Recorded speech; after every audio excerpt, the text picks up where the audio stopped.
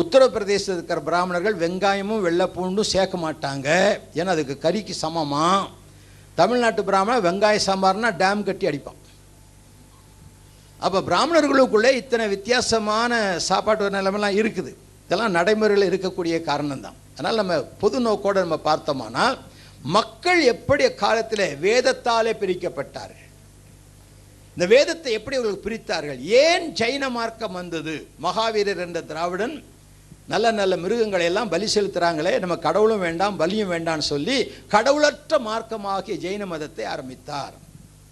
ஆகவே ஜைன மார்க்கத்தை, திராவிடருடைய மார்க்கத்தை அநேக மக்கள் பின்பற்றினார். ஏன் கடவுள் பேரை சொல்லிக்கிட்டு நல்ல நல்ல மிருகங்கள்லாம் பலி செலுத்தணும்னு சொல்லி பெருவாரியாக ஜைனர் பின்னால் போக ஆரம்பித்தாங்க. அந்த நேரம்தான் நேபாள் தேசத்தில் இருந்த புத்தர் சித்தார்த்தர், அவர் புத்தருங்கிறது ஒரு பேர் கிடையாது, அவர் பேர் சித்தார்த்தர், ராஜகுமாரனாக இருந்தார். கல்யாணமாகி அந்த புறத்தில் ஜாலியாக வாழ்ந்துட்டு இருந்தார். ஒரு நாள் அவர் அரண்மனை விட்டு வெளியே யாருக்கும் தெரியாமல் வந்துட்டார். வரும்போது ஒருத்தர், ஒரு வயசான கிழவர் குச்சி ஊனிக்கிட்டு மெதுவாக நடந்து போனார். அதை பார்த்தவொடனே அவருக்கு ஒரு சிந்தனை, நம்மளும் இப்படி தான் ஆகிடுவோமோ அப்படின்னு. அதைத்தானே வேணும். அப்புறம் இன்னும் பக்கம் பானார். அங்கே ஒரு சவம், செத்து போன பணத்தை தூக்கிட்டு வந்தாங்க. இன்னொருத்தன் நோயில் குளிரில் நடுங்கிக்கிட்டு இருந்தான், நோய் வாய்ப்பட்டு இருந்தான். இந்த மூணையும் பார்த்தார். மூப்பு, பிணி, சாக்காடு. மூப்பு என்றால் வயதான ஒரு மனிதன், பிணி என்றால் நோய்வாய்ப்பட்டவன், சாக்காடு என்றால் செத்து போனவன்.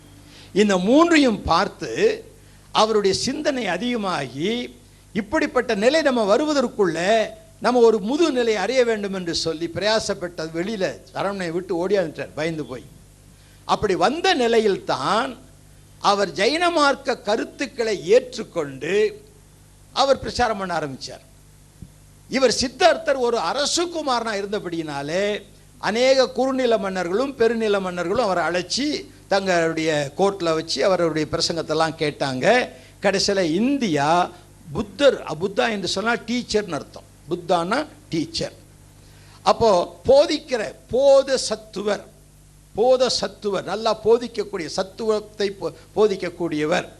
ஆகவே அவரை எல்லாரும் பின்பற்றி அவரை புத்தான்னு கூப்பிட்டு இந்தியா புத்த நாடாக மாறிவிட்டது. ஒரு 600 ஆண்டுகள் இந்தியா இந்து நாடு இல்லை, புத்த நாடு. அப்போ இந்துன்ற பேரே கிடையாது, புத்த நாடாக இருந்தது. இந்த புத்தருடைய ஆட்சி, புத்த அரசர்களுடைய ஆட்சியில் பார், மகத ராஜ்யம், குப்த ராஜ்யம், ஹர்ஷனவத்ர ராஜ்யம், இதெல்லாம் உங்களுக்கெல்லாம் நல்லா தெரிஞ்சு படித்தில் படிச்சிருப்பீங்க. இந்தியா புத்த நாடாக இருந்தது.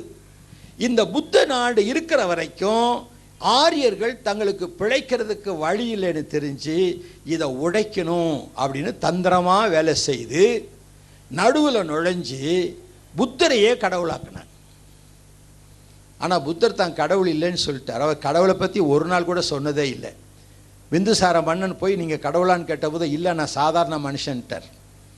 நான் தெய்வத்தை தேடணும், ஒரு எனக்கு பின்னால் மெட்டியார் என்று, அதான் மேசியாவை தான் அவர் சொல்கிறார். அவர் வந்து உலகத்துக்கு சமாதானத்தை கொடுப்பார் அப்படின்லாம் சொல்லியிருக்கிறார்.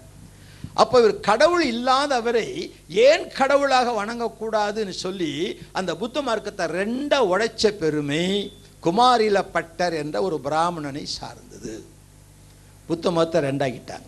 ஊர் ரெண்டு பட்டா பூசாரிக்கு, கூத்தாடிக்கு இல்லை, பூசாரிக்கு கொண்டாட்டம். ரெண்டு பேரை பிரித்து விட்டான். ஹீனயானா மகாயானா அப்படின்னு பிரித்து விட்டான். மகாயானாவில் புத்தரை கடவுளாக வணங்கலாம். இன்னைக்கு இலங்கை இந்த பக்கம்லாம் இருக்கிறதெல்லாம் மகாயானா சேர்ந்தது. ஹீனயானா அந்த சைனா ஜப்பான் பக்கம் ஹீனயானா போகலாம். அவங்கெல்லாம் அந்த பலவிதமான தீவிரவாதிகள் மாதிரி அடிதடியில் இறங்குறவங்க. ஆகவே மகாயானா வந்து கொஞ்சம் நேர்மையானது. ஆனால் அவங்க புத்தரை கடவுளாக்கிட்டாங்க, அதை மறைச்சாங்க. சமண மார்க்கம், அதாவது ஜைன மார்க்கத்தையும் ரெண்டாக உடைச்சாங்க. ஜைன மார்க்கத்தார் ட்ரெஸ் இல்லாமல், ஆதாம் முதல்ல உண்டாக்கப்பட்ட மாதிரி ட்ரெஸ் இல்லாமல் இருப்பாங்க. சில சொன்னாங்க நாகரிக காலத்தில் பிள்ளை கூட ட்ரெஸ் போட்டுக்கணும்னு சொல்லி அவங்கள ரெண்டாக உடைச்சாங்க. எப்படி? ட்ரெஸ் போட்டவெல்லாம் நிகம்பரர், ட்ரெஸ் போடவாதெல்லாம் திகம்பரர் அப்படின்னா, திகம்பரர் நிகம்பரர்னு சொல்லி அதை ரெண்டாக உடைச்சி விட்டாங்க. இப்படி உடைச்சி விட்டு நடுவில் நுழைஞ்சி கடைசியில் இந்தியாவில் 600 வருஷம் இருந்த புத்த மார்க்கம் இல்லாமல் போய்விட்டது. நீ கேட்கலாம்ல, இன்னைக்கு பாபரி மசூதியில் வந்து ராமர் கோயில் இருந்த இடத்துல பாபர் மசூதி கட்டிட்டாங்கன்னு சொல்லி அதை இடித்த போது சில பத்திரிகைகளுக்கு நான் எழுதி விட்டேன். இப்போ வெளிநாடுகளில் இருக்கக்கூடிய புத்தர்கள்லாம் வந்து இந்தியாவில் எங்களுக்கு புத்த மடாலயங்கள் நிறைய இருந்தது அந்த காலத்தில், அதெல்லாம் நீங்கள் இந்து கோயிலாக வச்சுருக்கீங்க, அதை திருப்பி கொடுங்கன்னா கொடுத்துருவீங்களா, கொடுப்பாங்களா இங்கே உள்ளவங்க அப்படின்னு ஒரு பேப்பர் எழுதிவிட்டேன். மெயில் பேப்பரில் மட்டும் வந்தது, வேறு எதுலேயுமே வரல, அப்படி அமுக்கிட்டாங்க. அப்போ இன்றைக்கு தந்திரத்தினாலே மதங்களை உடைப்பதும் மக்களை இனம்பிரிப்பதும் கைவந்த கலையாக அவர்கள் செயல்பட்டதுனால பயங்கரமான ஒரு சூழ்நிலை. வட இந்தியா முழுவதையும் ஆக்கிரமித்து கொண்டு தென்னிந்தியாவுக்கு வந்தால் சேர சோழ பாண்டியர்கள் கட்டுக்கோப்பாக இருக்கிறாங்க. இவங்களை ஜெயிக்க முடியாது, சண்டை போட்டு ஜெயிக்க முடியும். வட இந்தியா முழுவதும் சண்டை போட்டு ஜெயித்தாங்க, அடித்து கொன்று வெட்டி சாய்ச்சாங்க. ஆனால் தென்னிந்தியாவில் இவங்க 3 ராஜாக்கள் ஒற்றுமையாக இருந்ததுனால என்ன பண்ணாங்க, இதை எப்படா கெடுக்கிறதுன்னு சண்டைக்கு வராமல் மிஷினரியாக வந்தாங்க.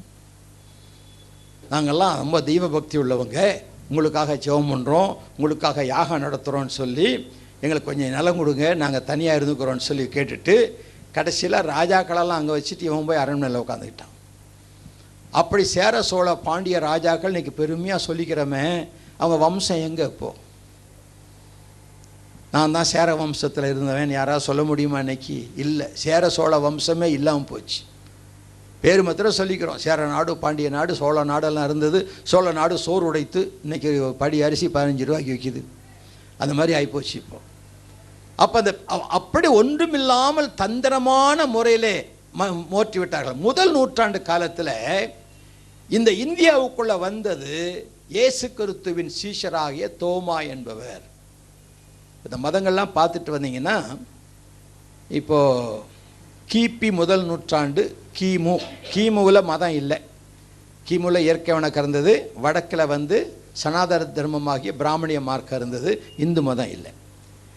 கிபியில் பார்த்தீங்கன்னாக்க கிபி முதல் நூற்றாண்டிலும் கிமு கடைசி நாட்களிலும் வாழ்ந்தவர் வள்ளுவர். திருவள்ளுவர்னு சொல்கிறோம் இல்லையா, அவர் பேரை யாருக்கும் தெரியாதுங்க, அவர் பேர் யாருக்குமே தெரியாமல் போச்சு. வள்ளுவன் சொன்னால் கீழ்ச்சாதியான்னு பேர், பறையன்னு பேர், அதுதான் வள்ளுவன். அவன் பேரை சொல்லி அவனை மானபகப்படுத்தி ஓட்டிடலாமான்னு பார்த்தாங்க, ஓட்டிட்டாங்க. ஒரு 1000 ஆண்டுகள் திருக்குறளுக்கு என்னாச்சுன்னே தெரியாது, அப்படி ஆகி போச்சு. அவருக்கு இயற்பெயரை மறந்து ஜாதி பெயர் வச்சு கூப்பிட்டாங்க, வள்ளுவன் வள்ளுவன் சொல்லி கடைசியில் நிற்க அவர் மரியாதையாக திருவள்ளுவன் என்று அழைத்து கொண்டிருக்கிறோம். அதனால தான் கலைஞர் கொஞ்ச நாளத்துக்கு முன்னால் அவரை வள்ளுவன் சொன்னாவே நல்லதில்லை, ஐயான்னு கூப்பிடணுன்னார்.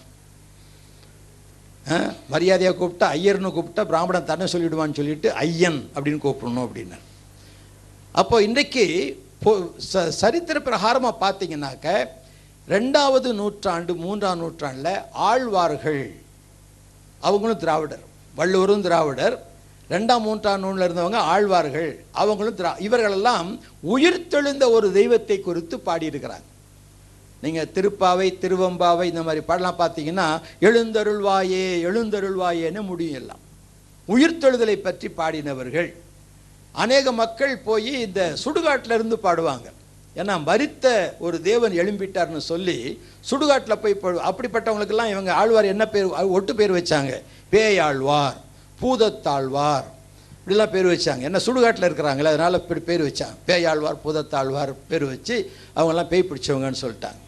இவங்க உயிர்த்தெழுந்த ஆண்டவரை பற்றி 4-5 நூற்றாண்டில் பக்தி எழுச்சி ஏற்பட்டது.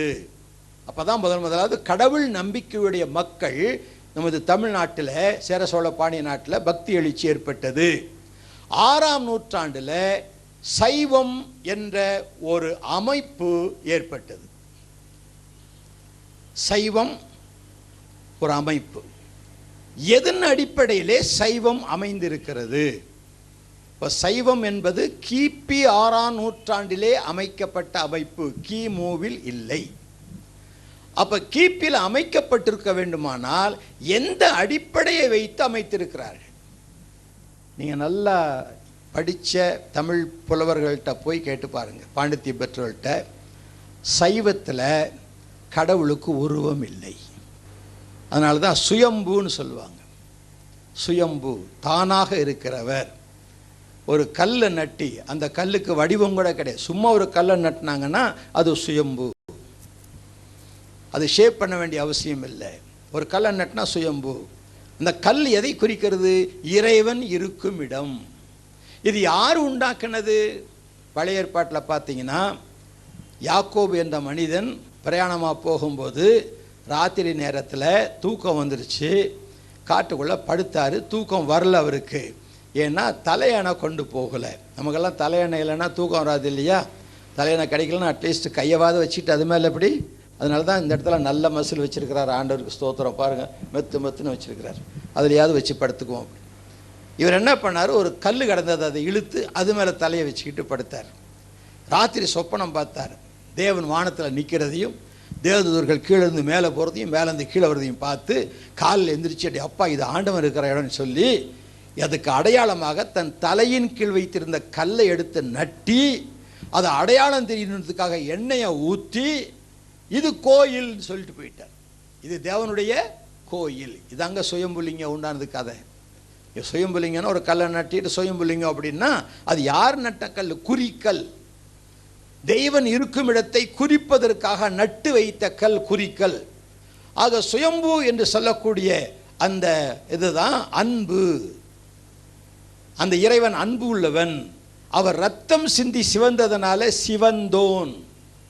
இந்த சிவந்தோன் சுருங்கி சிவம், அந்த சிவமும் சுருங்கி சிவ என்றாச்சு. ஏன் சிவந்தார்? ஜனங்களுக்காக தன்னையே பலியாக்கினார். அதில் ரத்தம் சிந்தினார். அதனால் அவருக்கு சிவந்தோன் என்று பெயர். நீ கூட திடீர்னு கீழே விழுந்துட்டாலும் அடிபட்டா சிவசிவான்னு சொல்லி சரியாக போயிடணும். நம்மளாம் என்ன சொல்லுவோம்? இயேசுவின் ரத்தம் ஜெயம். அவன் சுருக்கி சொல்கிறாங்க, அவ்வளோதான் வித்தியாசம். இது நீங்கள் பார்த்தீங்கன்னா ரெண்டும் இந்த ரயில்வே தண்டவாளம் மாதிரி ஒன்றோடு ஒன்று சம்மந்தப்பட்டு போயிட்டே இருக்கும். ரெண்டு ஒன்றுக்கொன்று தொடர்புடையது. எதிலிருந்து எது வந்தது? வரலாற்று நூலை பார்த்தீர்களானா கிறிஸ்தவ முதல் நூற்றாண்டில் கிறிஸ்தவம் வந்துருச்சு. முதல் நூற்றாண்டில் வந்த கிறிஸ்தவம் தோமாவால் கொண்டு வரப்பட்டது. கிபி 53ஆம் ஆண்டிலே தோமா இந்தியாவுக்கு வந்தார். வந்து கிராங்கனூர், இன்னைக்கு கேரளான்னு சொல்லக்கூடிய இந்த சேர நாட்டில் கிராங்கனூர் என்ற இடத்துல நிறைய நம்பூதிரிகள் எல்லாம் கிறிஸ்தவராக்கிட்டு கடற்கரை ஓரமாகவே வந்தார். ஏன்னா அவர் மீன் பிடிக்கிறவர், கடற்கரை ஓரமாக இருந்த மீன் பிடிக்கிறவங்கட்டெலாம் அவர் வந்து எல்லா இயேசுவை பற்றி நிறைய சொல்லிட்டு பண்ணார். அதனால தான் கடற்கரை ஓரத்தில் நிறைய கிறிஸ்தவங்க இருக்கிறாங்க. அட்லீஸ்ட் நல்ல கிறிஸ்தவங்களாம் கூட கத்தோலிக் கிறிஸ்தவங்களாவது இருக்கிறாங்க.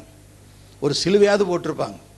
மேரின்னு ஏதாவது பேர் வச்சுருப்பாங்க. லூர்து, அந்தோணி, இந்த மாதிரி பேர் வச்சுருப்பாங்க. காரணம் கடற்கரை முழுதும் சுற்றிட்டு கடைசியில் மயில்புரிக்கு வந்தார். மயில்புரி தான் இன்றைக்கி என்ன ஒரு ஆகிப்போச்சு, மயிலாப்பூர்னு சொல்கிறோம். அங்கே வந்து கபால ஸ்தலத்திலே கடவுள் தன்னை பலியாக்கினார்னு கபால ஈஸ்வரன் சமஸ்கிருதமும் தமிழும் கலந்த ஒரு கோயிலை கட்டினாங்க.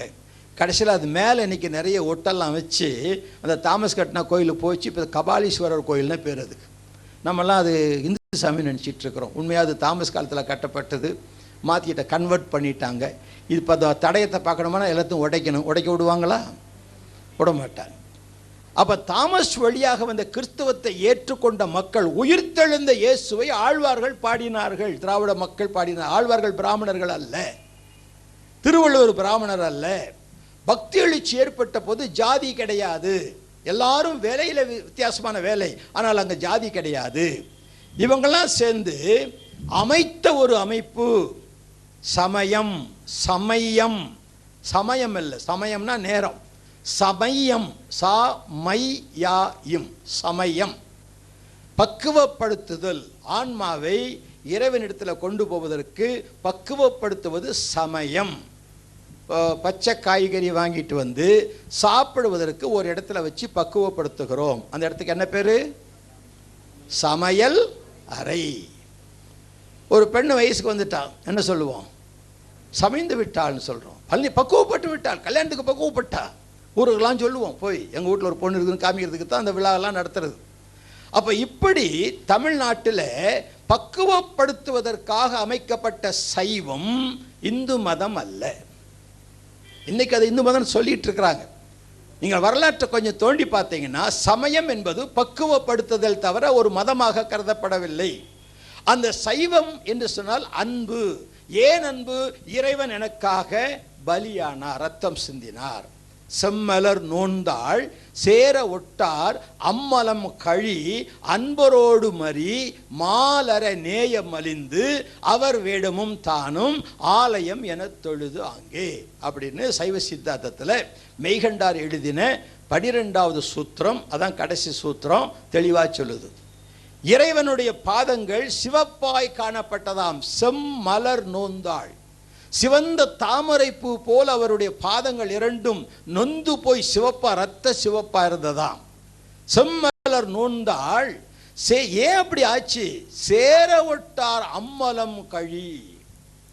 என்னையும் இறைவனையும் சேர விடாதபடி தடுத்து நின்ற பாவத்தை அவர் வலிய போய் தழுவி கொண்டாராம். அதனால ரத்தம் சிந்த வேண்டி இருந்தது. அவ அன்பரோடு மரி, அப்படிப்பட்ட அன்பு நிறைந்த ஆண்டவனோடு மரி நீ இணைந்தால் நேயம் மலிந்து உனக்குள்ளும் அந்த அன்பு பொங்கி அவர் உனக்குள் வசிக்க நீ அவருக்குள் வசிக்க நீயே அவருடைய ஆலயமாக இருப்பாய் என்று அந்த செய்யுள் சொல்லுது. இது நம்ம தமிழ்நாட்டில் உள்ள சைவ சித்தாந்தத்தில் மெய்கண்டார் எழுதிய கடைசி சூத்திரம்.